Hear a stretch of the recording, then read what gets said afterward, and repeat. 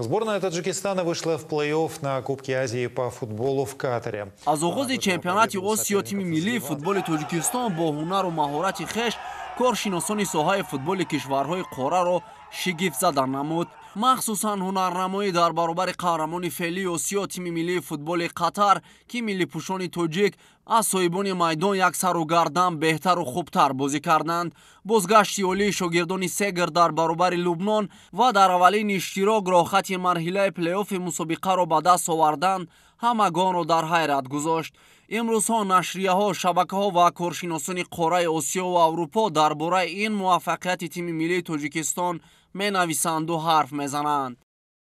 من از آغاز بازی تا آخرش نگاه کردم و همراه این ورزشکارا می‌دویدم، می‌افتیدم، می‌خواستم مانند همه تاجیکانی که در تمام دنیا تماشا کردند و هواداری کردند. بازی خیلی هم بازی سخت بود، بازی جدی بود. در پس همین بازی یک بدونید آر و ناموس و ننگ ملت بود. خصوصا سرمربی دسته پیش از بازی گفت که این بازی فینالی ما درست گفت. خیلی بازی جدی بود. این واقعی تاریخی است که یک سیاستمدار مانند جناب عالی میتوند مثلا رود و جمع کند گوید که ای بچه ها شما برای ملتتون بازی میکنید، فقط در میدان در آمدید برای ملت خودتون بازی میکنید. این خیلی خیلی خیلی خیلی دولتی بزرگ است. پوریا جعفری همکارم از دوحه قطر با من از پوریا فکر میکنم بازی رو از نزدیک دیدی، خیلی شگفتی آفریدن واقعا بازیکن تاجیکستان. مجید واقعا چیزی که میتونم بگم، من این همه سال مسابقه فوتبال میرم، لغتی که میتونم ازش استفاده بکنم اینه که دیوانه‌وار بود این مسابقه. خیلی‌ها خوشحالن که تاجیکستان مونده تو این تورنمنت. این طرف ما جاییه که مرکز رسانه‌ای اصلی مسابقه هاست. اینا واقعا هم مربی تاجیکستان پیتر شگرد هم بازیکنان این تیمو خیلی دوست دارن و خیلی خوشحالن که این تیم تو مسابقه ها مونده. شبکه با نفوذ مشتبه روسیه از موفقیت ملی پوشان میهن چنین استقبال کرد: فانتاستیکا! اولین اشتراک تاجیکستان در جام آسیا فوراً با مرحله پلی آف راه گرفتند. در نهایت واقعه عجیب روی داد. بچه‌ها حساب را برابر کردند و در وقت‌های اضافه پیروز شدند. یکی از ستاره‌های فوتبال جهانی، عضو تیم ملی فوتبال ایران و حمله‌ور دسته روما ایتالیا سردار آزمون بازی زیبای ملی پوشان ما را ستایش نموده دستاورد منتخب تاجیکستان را به کل مردم شریف کشور مبارکباد گفت. سلام به برادرای تاجیکستان، خیلی خیلی تبریک میگم بهتون. این برد شیرین جلوی لبنان و انشالله که بتونین در بازی‌های بعدی موفق باشین و از صمیم قلب براتون خوشحالم که تاریخ سازی کردین برای کشورتون و این همیشه تو یاد مردماتون ماندگار خواهد شد.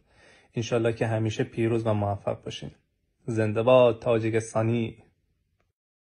اینچنین غلبه تاجیکستان سرخط رسانه‌های با نفوذ از قبیل فرانس 24 فرانسه، رویترز آمریکا، کل سامانه‌های ورزشی و غیر ورزشی فدراسیای روسیه، یورو فوتبال، سینخوای چین، ESPN سپورت قرقیزستان، ترکمن پورتال ترکمنستان و چندین نشریه و سامانه‌های معروف قاره آسیا درباره این موفقیت تاجیکستان گفتند. The first 45 minutes of this match was classic Lebanon against classic Tajikistan. در 45 دقیقه اول رقابت ما لبنان و تاجیکستان کلاسیکی رو دیدیم. از امکانات زیادی خیش استفاده بردن نتوانستند، ولی این رو باید قید نمود که هر دو این دسته در این مسابقه از خود خاطرات مثبت را جا گذاشتند.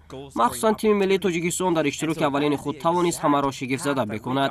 تاجیک‌ها خیلی عصبی قوی داشتند. در این رقابت ببینید چه گلی را با نوبت نگرفتند.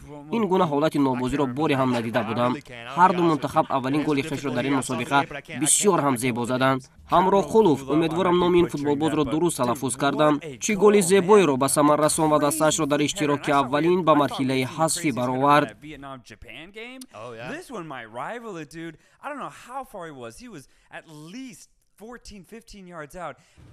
قابل قید است که بار اول تیم ملی فوتبال تاجیکستان با مرحله نهایی جام آسیا را خط گرفت ва бо ҳунарнамоии муҷалло тавонист соҳиби рохати марҳилаи ҳаштаг ниҳоӣ гардад. Дар даври ҳазфии миллипӯшони тоҷик бо тиме ки дар гурӯҳи Э зинаи дуюмро мегирад бозӣ хоҳанд кард ки бо эҳтимоли зиёд ин Амороти Муттаҳидаи Араб хоҳад буд. ҳаводорони дохиливу хориҷӣ ҳатто ба пирӯзии навбатии Тоҷикистон боварӣ доранд ва имкони ба ҳаштгонаи беҳтаринҳо шомил шудани миллипӯшони мо низ ҳаст. هر کسی که تا الان فوتبال رو ندیده به نظر من بره این بازی رو دانلود کنه، کل بازی رو ببینه، علل خصوص نیمه دوم، علل خصوص 30 دقیقه آخر. یکی از جذابترین و میتونم بگم پرهیجان ترین فوتبالای عمرتون رو میتونید ببینید، چون واقعا به نظر من تاجیکا عالی بودن. تاجیکستان برای اولین بار اومده تو مسابقات جام ملت‌ها.